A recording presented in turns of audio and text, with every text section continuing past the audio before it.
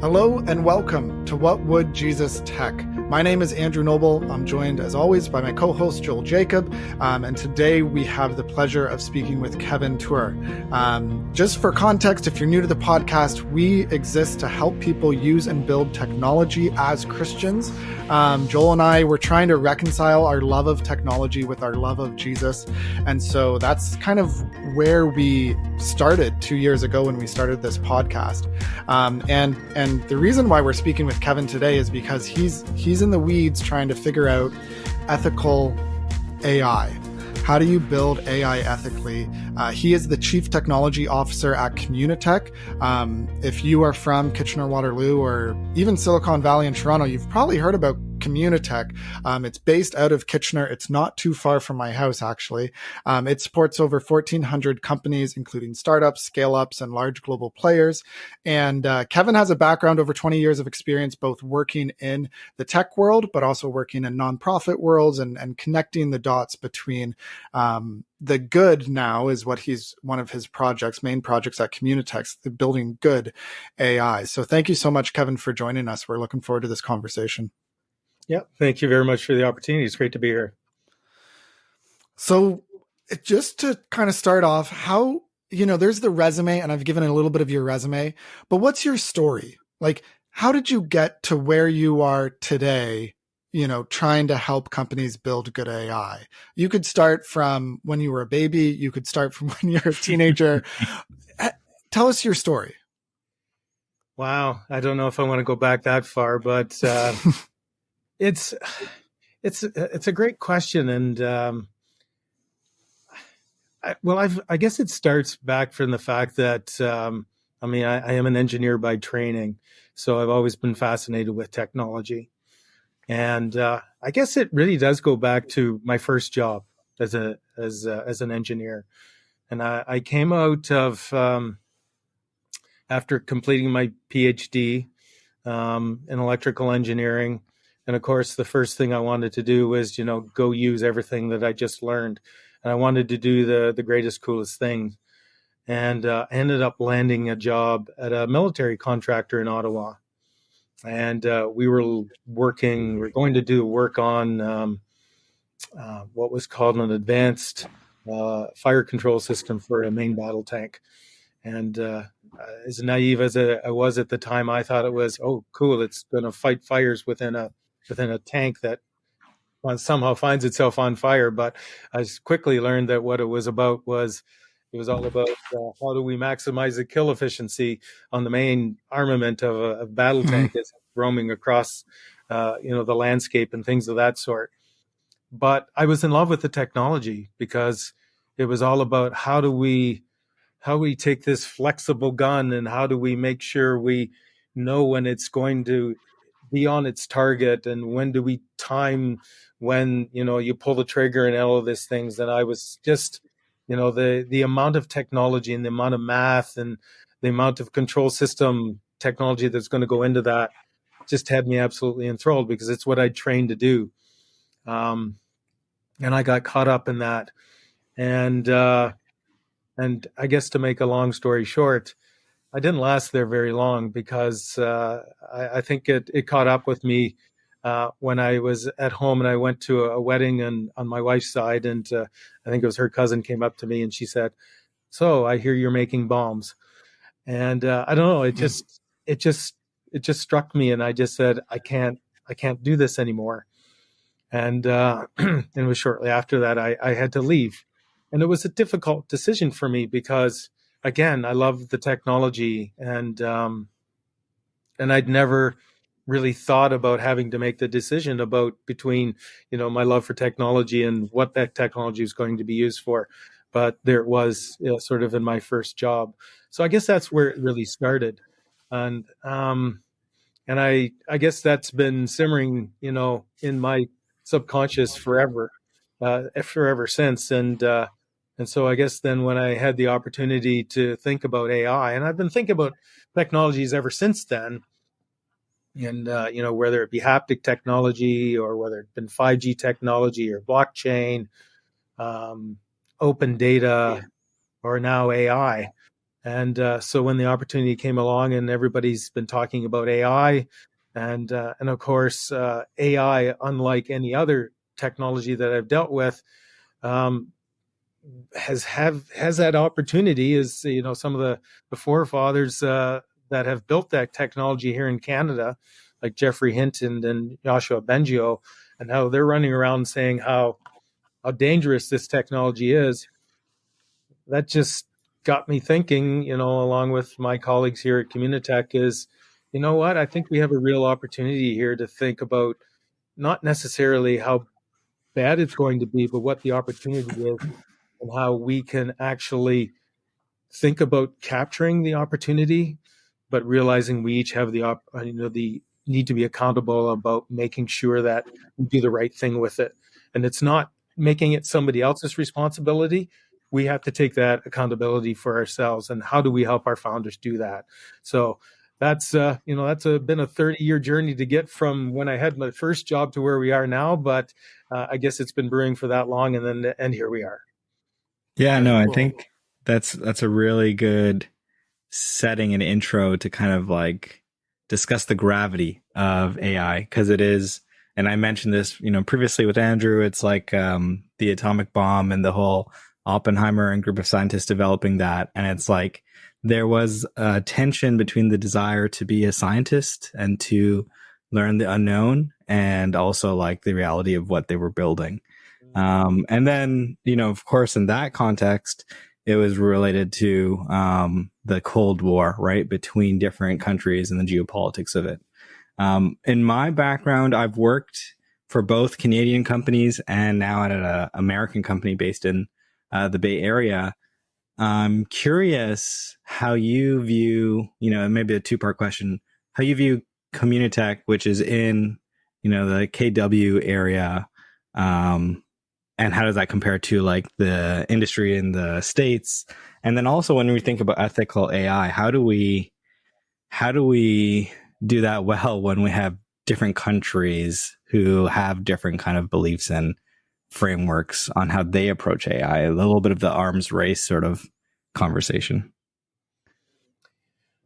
Well, and it's, I mean, that's the thing about AI. It is truly global, and I think what makes AI so powerful and dangerous at the same time is it's, especially with generative AI, it's immediately ubiquitous. You really only need a laptop and a ChatGPT account, and you're out there. And you don't really need a lot of knowledge about it to be using it. And it's, you know, it's when was the last time we had that kind of power in our hands? You know, and that's pretty exciting.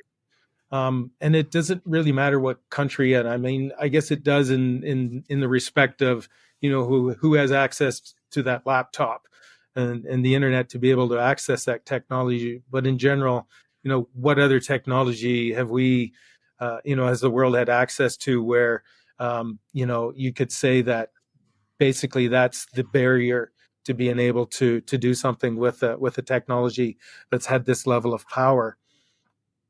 So then it starts to enter into then what's holding anyone back from doing whatever they want with that technology. And it does really come down to then the difference between, I think that's when the ethics starts to come in, and sort of the DNA of, people and down to countries with what they believe and, and what they want to do with that technology. But I also think it's dangerous to necessarily, and you mentioned the Valley and how I juxtapose that against what we do that here in Waterloo region. I don't necessarily want to say because somebody's in a certain geographical region, they're either good or they're bad, or their intentions are good or bad. I think it does come down to the individual, which is why, from a good AI perspective, that's why I firmly believe the accountability has to rest with the individual. And that's the only way that this is going to work out, and it's going to work out well, is if we hold the individual accountable.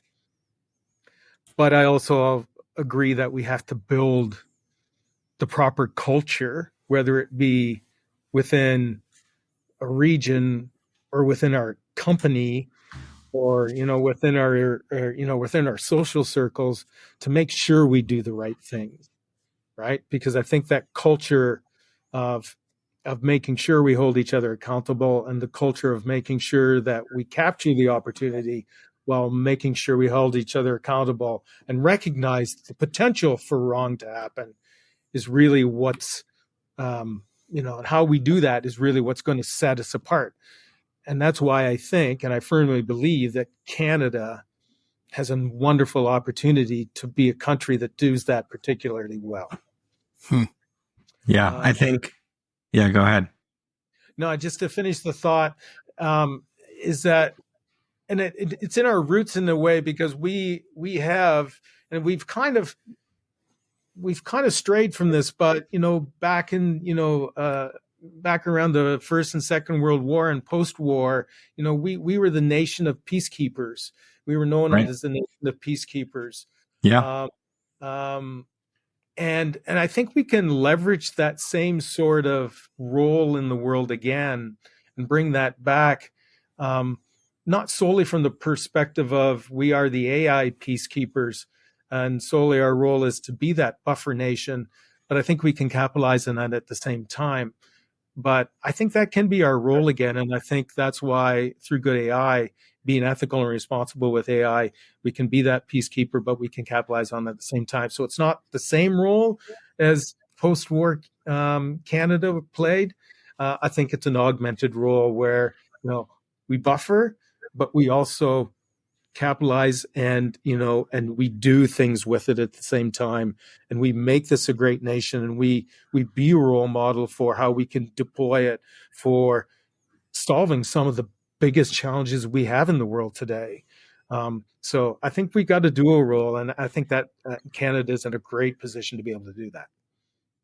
Yeah, no, that's actually a good perspective on, the reality is there's going to be a lot of, if you want to kind of put AI under countries, which, sometimes some of these companies are countries themselves with how much money they're moving around.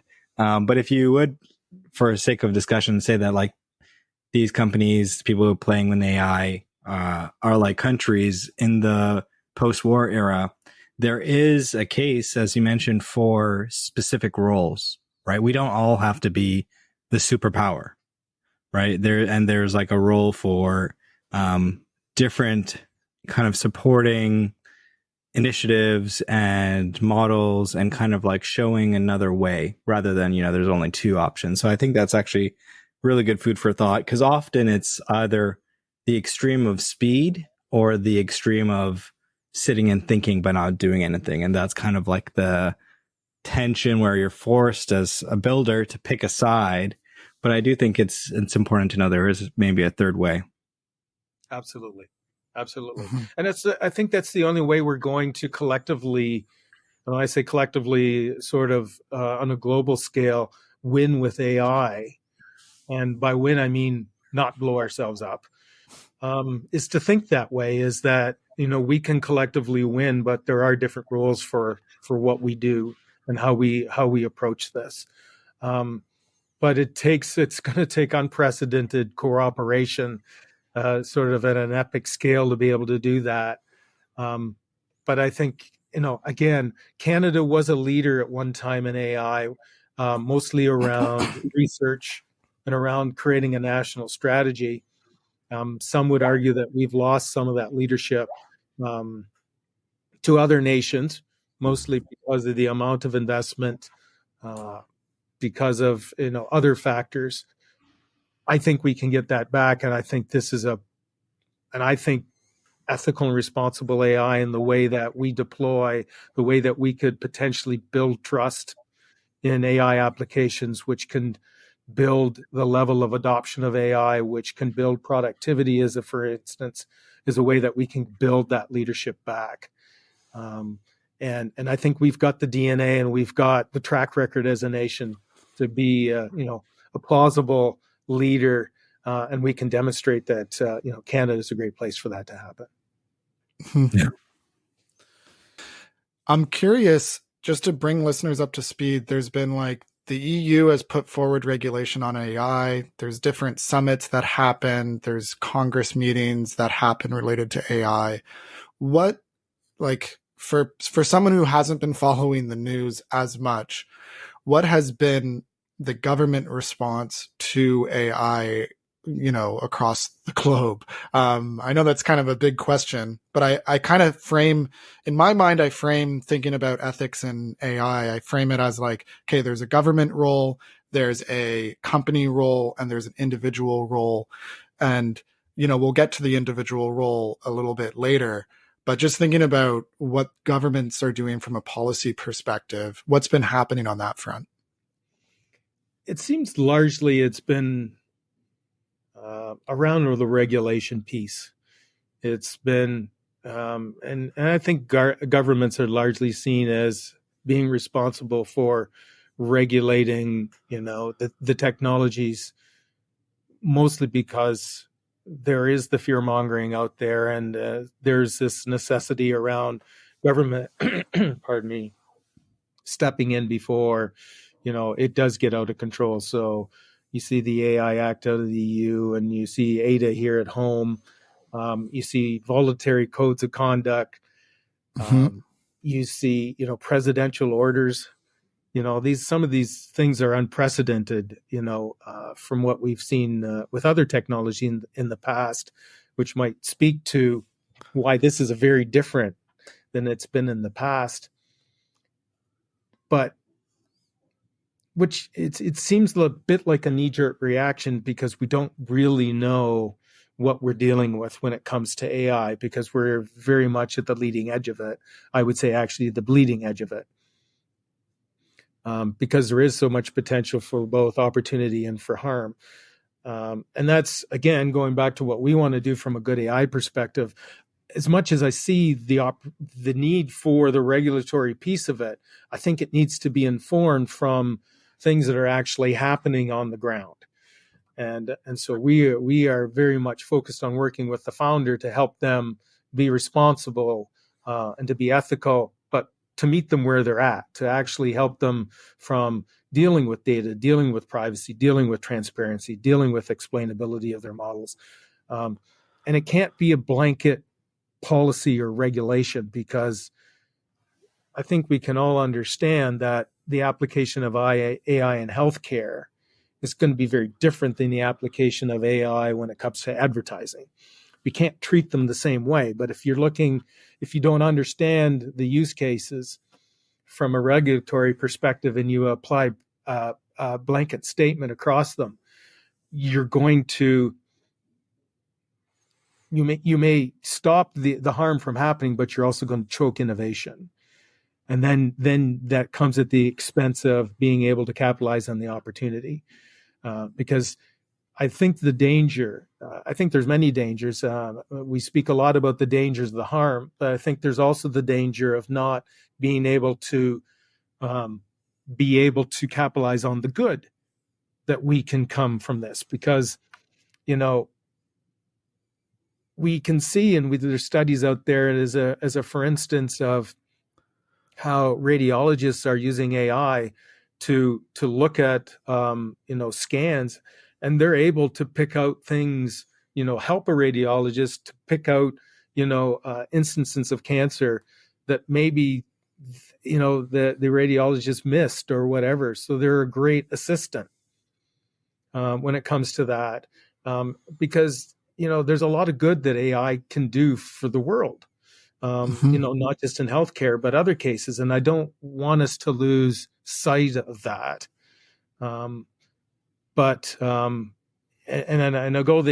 think the elephant in the room here too is, and I guess I'm just scratching the surface of that, is AI going to take everybody's jobs?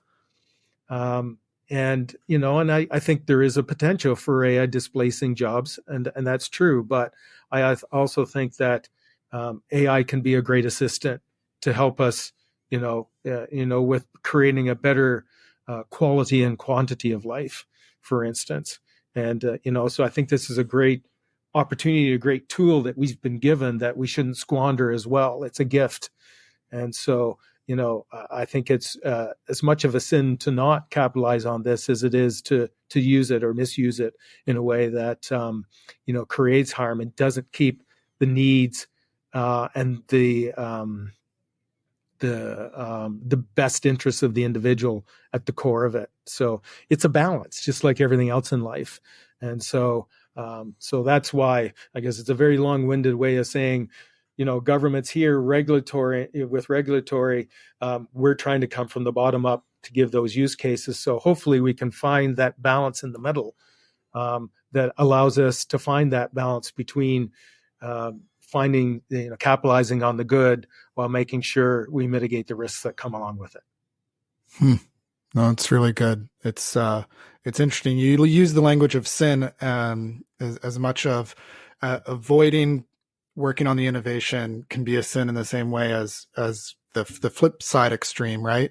And I think a lot of people might think intuitively of like the parable of the tenants, burying the talents, in the ground or that sort of thing. And then you're not using it. And Jesus tells that story in order to rebuke people for not, investing, not doing good with what we've been given. And we have been given good gifts from God that we ought to use and leverage. And there's a latent potentiality that God put in the ground for us. Like the silicon, like God's not surprised that silicon could turn into silicon chips. He smiles when we've used it creatively for the flourishing of humanity.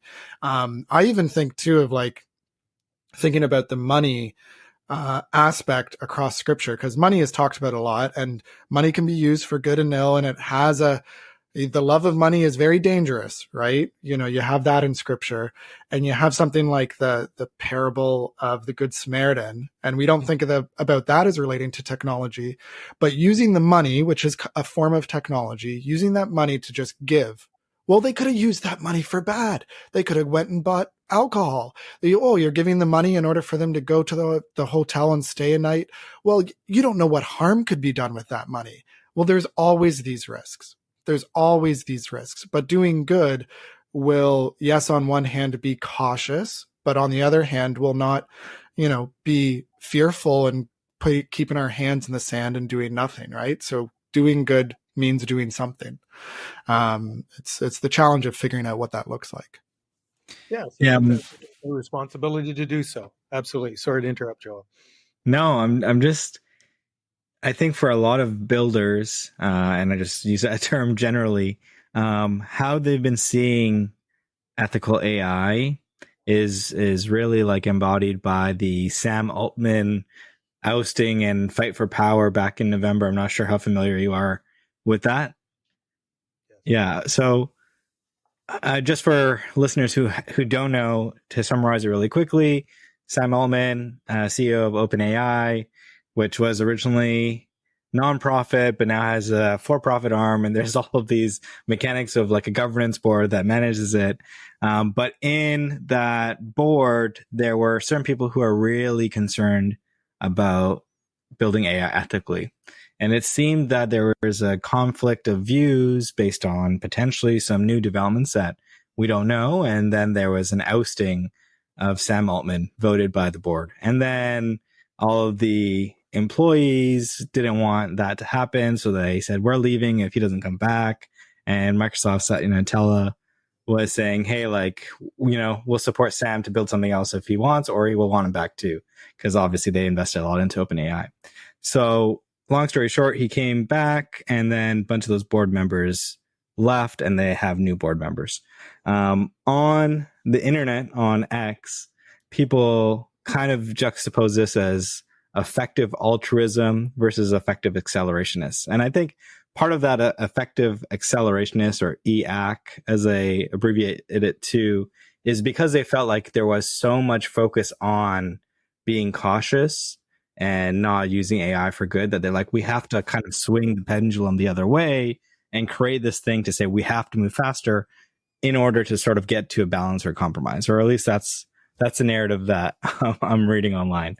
How, and you kind of talked about it previously, but I guess the question I'm driving towards is, how can we practically strike that balance? I think you mentioned, like, from the bottom up, there's certain use cases that we're talking about from the individual, but it's so easy for an individual engineer to say like, well, I'm just going to focus on building this technology to try and, model the human brain. And that's a lot to think about. But the usage of that is someone else's problem. So, where does the responsibility for building ethically lie? Well, and that's the $1 million, billion question. I don't know where we're at with inflation, but I think it does. I guess from our perspective with good AI, that's I think it does resolve, like it lies with the individual, like it lies with the community. Like when we look at how we've operated as Communitech here, and we're into our 26th year as an organization here in Waterloo region. Our mantra has always been, it takes a community to build, a tech company.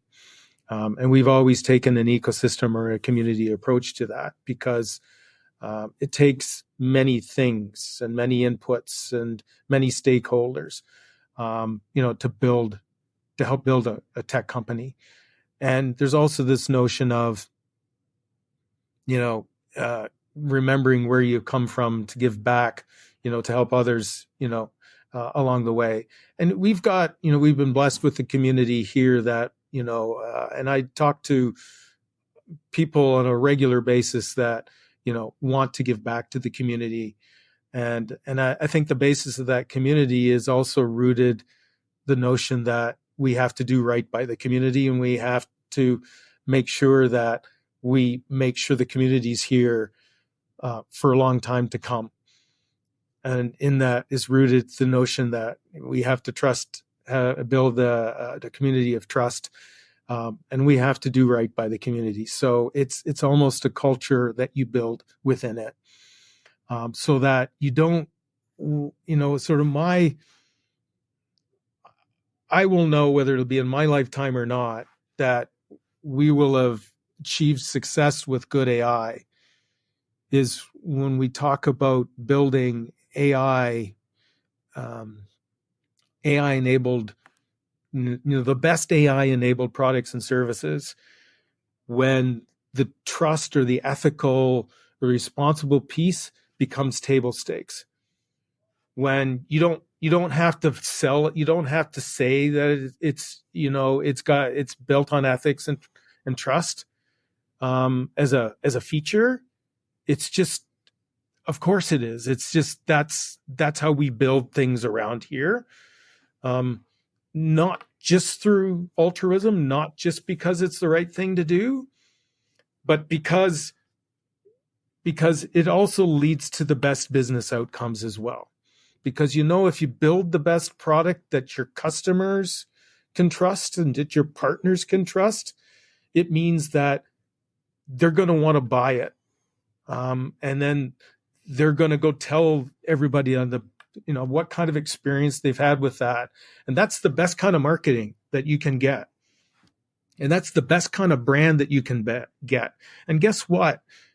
People are going to want to work for the companies that build the best kind of products that customers trust. And then it's just going to build on itself. And they're going to say, where are those products coming from? And where are those companies that those people want to work for? They're coming from the Waterloo region, or they're coming from Canada, or they're coming from wherever. So it all starts with building on that community of trust, and building it, and it just sort of engendering it. And we often talk about the Waterloo region as being, it's very collaborative, and where did that come from? And many say it comes from, the Mennonite community that came before the tech community here. And it's often sort of manifested in this image of the Mennonites building a barn.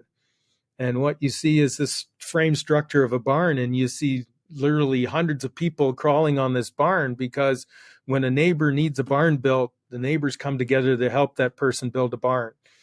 It's the same sort of thing. Community comes together to help one another. again, I think that's rooted in faith too, where, sort of the, love one another, right? Like the ultimate commandment is love one another, the second commandment, I guess. And that's what I think it's rooted in and that's where it all starts. If it starts with that kind of love and trust, then that's where it will emanate through everything that we do. And I think that's where it starts, and I think it's very powerful. No, that's good, and I think that's true. Whether you're a Christian or you're not a Christian, there's a moral inclination that's written into every human heart. Romans 2 talks about this more. We want to do things that are good. There is a disposition. Ever since the writings of like Plato and the ancients, they've recognized that everybody seeks towards the good. There's this goodness that we all seek after, and that's ingrained into each human heart or each human soul, if you will. And it's interesting to try to play it out on the ground. And I know this is where your activity lies in this space of, okay, from startup, scale up. I was at a company, Plum. You're probably familiar with Plum in Waterloo region. So I worked there for almost 5 years. And I joined when we were 7 employees. I remember the arguments that we had about the algorithm, because we're giving an algorithm, an AI algorithm. This is 7-8 years ago now, but yeah, AI is older than 3 years, guys. So we had an AI algorithm. The company still does, in order to recommend candidates for a job. And it was all about, okay, there's an accuracy element here that you hire more accurately and you get a better employee, and therefore you make more money. But there was also a diversity argument that, okay, sometimes when you're using a resume, you have biases that get in the way. You look at the resume and you look at the name and you say, oh, this person sounds foreign, therefore they won't speak English very well. And you might not say that out loud, but studies have shown that there's this bias away from it. So using AI can have this benefit of reducing bias, as an example. But as I worked at the company, I realized just how granular the ethical questions were. We were creating the algorithm in order to identify potential leaders. And then it's a question of, okay, well, what are the leadership traits? And if the research says that it's slightly more male than female, do we adjust the algorithm in order to elevate females so that it's an on par potential leadership, because aggression and extroversion and some of the other traits. Anyways, it's getting into the weeds, but I guess, how do you help companies get into the weeds of ethical questions? What does that look like? Should every company create a committee, an ethics committee at 20 people, and then like a policy at 100 people? Like, what does it look like to do ethics well within the functions of a company? Yeah, I think it's, I think we have to meet the companies where they're at. And we deal with a lot of young companies. And the challenge we face is that, we're dealing with, in many cases, companies that are, maybe at an MVP level of their product, still trying to figure out product market fit. Maybe they're trying to do a raise. They're not sure if they're going to be able to make payroll the next week. Like, they've got a lot on their mind, right? So when we come to them and say, you know what, you really should be thinking about, the ethics part of it as well. Like, that's not going to resonate with them. Yeah. So we're taking a very different approach than that. It's, the old adage, how to eat an elephant? It's one bite at a time. So we're trying to take the whole notion of ethics and responsibility in AI, and we're trying to break it apart. So where we meet them is maybe it's around the data problems that they're having. So, maybe they need data to train their AI model in whatever product that they're building. So then if the data, we won't just get you data, but we'll introduce you to somebody that can make sure not only did you get the data, but we'll make sure that we can help you to make sure there's no bias in that data. And by the way, if that's confidential data, then we'll hook you up with a some people at the province that can do a sort of a privacy analysis on that to make sure that you're not violating any sort of privacy law, and so we can do this. We can hook them up with the resources that can help them in their journey along the way. So it's very much, if you're familiar with the privacy by design sort of framework, this is very much a ethics by design. So we're helping them at the very beginning of their product development life cycle. So they may not even know it. By doing these things, they're embedding ethics and responsibility into their product by doing these things each step along the way in their journey.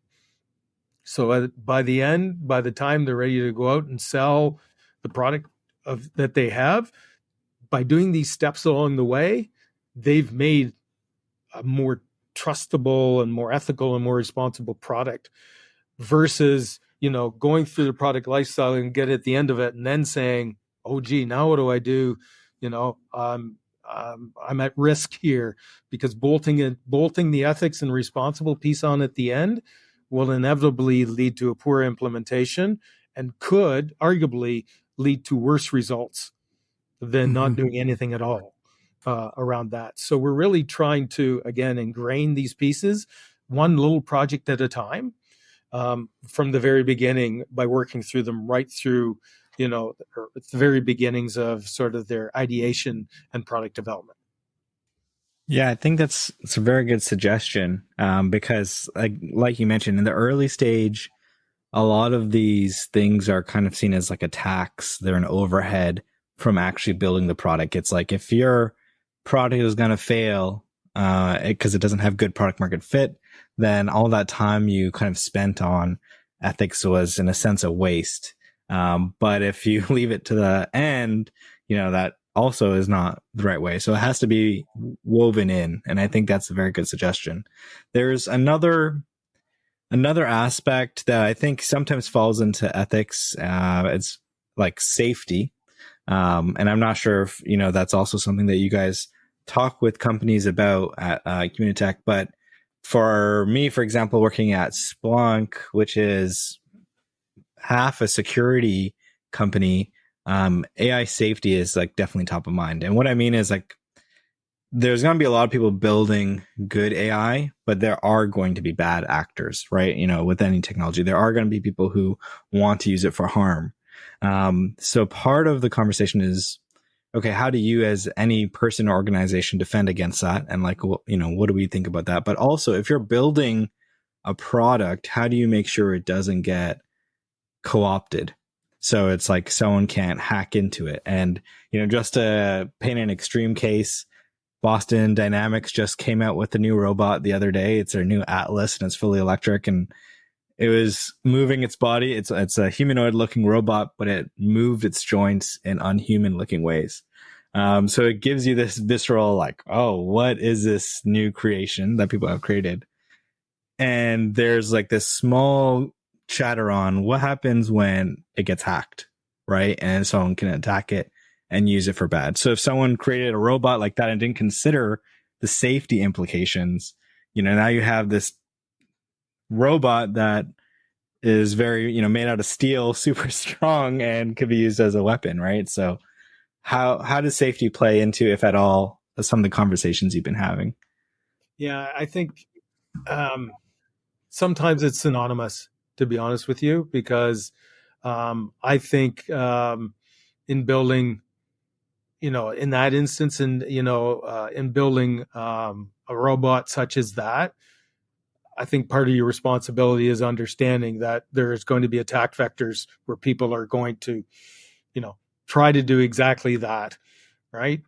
So I think part of the responsibility of the individual is presuming what those attack vectors or attack planes are going to be, and taking responsibility for taking reasonable steps to try to make sure that those things are taken into account. Like, now, having said that, can you anticipate every possible scenario? Probably not, right? And then that it's from there. It's mistakes get made. I think the error is not learning from the mistakes.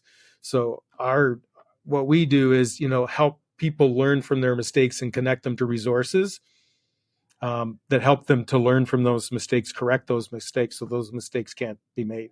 I mean, that's the power of Communitech and our organizations like ours and our national network, is we can connect our founders to resources to help deal with those kinds of situations, be it, connecting to resources to help doing the testing, to anticipate, to do, whether it's pen testing or, red teaming or whatever the things may be. And then get them to resources that can help them deal with those situations. It's a pretty vibrant and, a very, strong network of resources that we can get them to.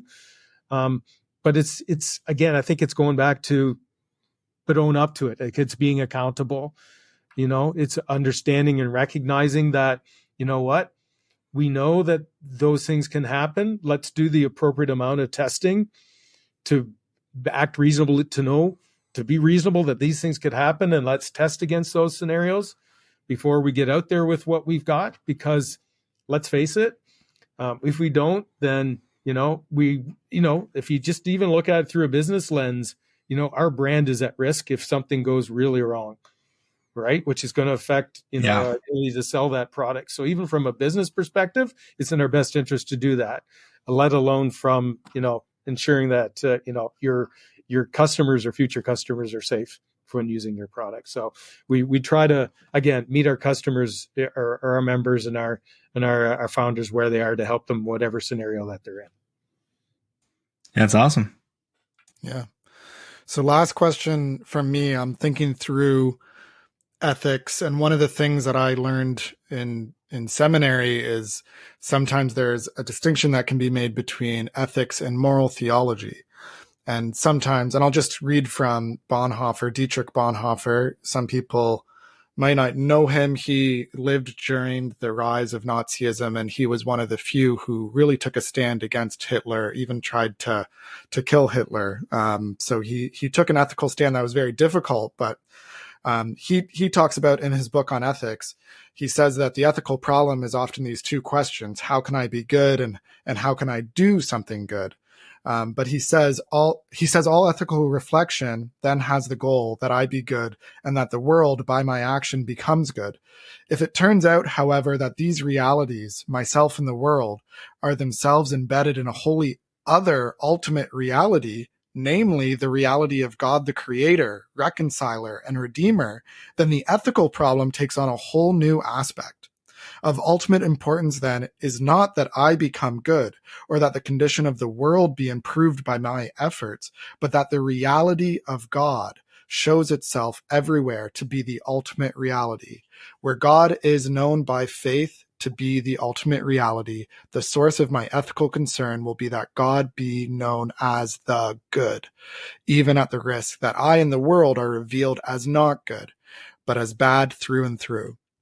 So you can kind of hear him be like, yeah, you might agree on some committee that this is good and this is bad, but as a Christian, I stand before God and I derive my ultimate concern before him. And therefore, in his situation, he tried to kill Hitler, which is a complicated thing to get into all the moral theology of that. But I just wonder for you, we were talking a bit before we hit record, you're a Christian. What motivates you to think about these ethics, not merely as a human, which is important, but also as a Christian? How does that factor into your thinking? I guess it really, it goes back to something you said, Andrew, not too long ago is, I think we all have within us the innate need to want to do good, right? I think we do. For the most part, we have that in us. I've got 4 children, ranging in the age from 20 to 30. I want the world that they're in to be a better world, if at all possible. And there's a part of me who wants to try to contribute to that world, recognizing that I have maybe limited opportunity to do that or capacity or capability to do that. But I also know that throwing up my hands and saying the world's too broken or it's too big and my one limited contribution won't make a difference. If the entire world takes that perspective, we are completely doomed. So it's like we all have to try. And will we all agree on what's ethical and what's not ethical? No. But I think we can all agree that we need to make the world a better place. And if we can all agree that we just need to be kind to people, we need to do a better job at loving one another. And if we just look at it through that lens, will we get every case figured out? No, because there's always edge cases. There's always healthy amounts of gray. But you know what? It'll get us 80 to 90% of the way. And if we can get 80 to 90% of the way, this world will be a pretty good place. And, collectively we'll figure out the other 20%. I'm absolutely certain of that. So it's just trying to make the place a little bit better, even though, in my microcosm of the universe that I occupy, maybe I don't have a lot that I can contribute, but I'll do what I can. If only to try and make it a little bit better for my children, in the world that they live in. Yeah, I think, it seems like you have a lot of good frameworks and understanding for, ethics and safety and privacy. So the people at Communitech are definitely blessed. Is there a way for people in the broader community to get some of that knowledge, or how do you maybe interact with them? Are there any resources that you guys have? I think it's the thing about a lot of this. The resources that we have, we're continuing to build. Like the good AI piece of it is relatively new for us. And the unfortunate part is it's not a funded program. We're doing a lot of it off the side of our desks.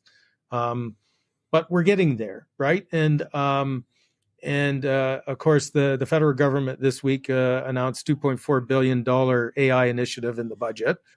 Whether it passes or not, we'll see. And I know a large chunk of that goes towards, compute power. And I know there's a chunk of it's going towards the creation of a safety institute and things of that sort. But there's resources going towards it. And if we have the opportunity to amplify our message and get out there and do more of it, we've been surely been spreading our message and, and seeing if we can get others on board with what we believe in terms of where we're going with operationalizing ethical AI. And I got to say, there's lots of people really want to help and it to the point. And without a word of a lie, I'll have conversations with people and talk to them what we want to achieve with good AI. And they actually get angry with me because I can't articulate specifically how they can help, because this is just a high level framework and I don't have a specific job for them. So that's what we're working towards is, a bit of an accord or an imperative document that outlines what good AI is, with a series of statements that is followed by 3 action items, if you will, high level action items. And I'd say, you want to help out, take a leadership position on these things and do it all under the good AI banner. And then we'll all come together and lead this. And my hope is once a year, we'll have an annual event that will come together and we'll hold each other accountable against those things. Like what actions, what have we achieved and what goals should we set for next year? And let's just keep moving this forward. Mm-hmm. So, so not a lot there yet. And of course, there's lots of ethical guidelines out there. There are lots of, like the OECD and the lots of organizations have their own responsible AI guidelines and everything. Like there's no shortage of those sorts of things. We're just trying to help our founders unpack that so they can actually use them. And that's really what good AI is about. And we're just trying to recruit those that can come along the journey and help us to actually put that into action. Yeah, really insightful. Really good speaking to you today. Yeah. Thanks so much, Kevin, for joining us on today's episode of What Would Jesus Tech? Again, me and Joel were trying to reconcile our love of Jesus with our love of technology. We think the two can go together, and maybe we shouldn't go off the bandwagon and put our hands in the sand, nor should we try to accelerate everything beyond any ethical concerns. We need to figure out the third way, and that's what we're trying to do. So thank you for listening. Thank you, Kevin, for joining us. And everyone take care. Use tech, find rest, and glorify God. Bye now.